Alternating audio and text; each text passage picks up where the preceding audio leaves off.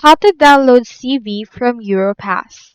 So in this video, we will discuss how you can obtain your CV that you created from Europass.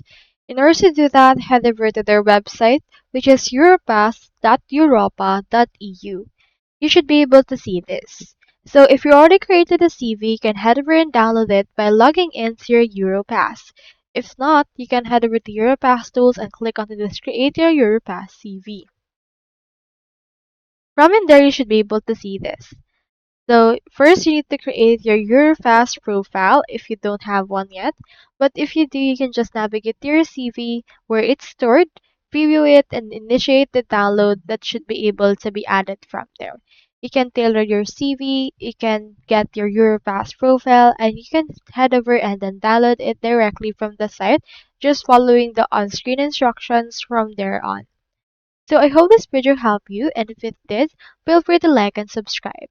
It really helps support the channel. And if you got a question, just drop it in the comments.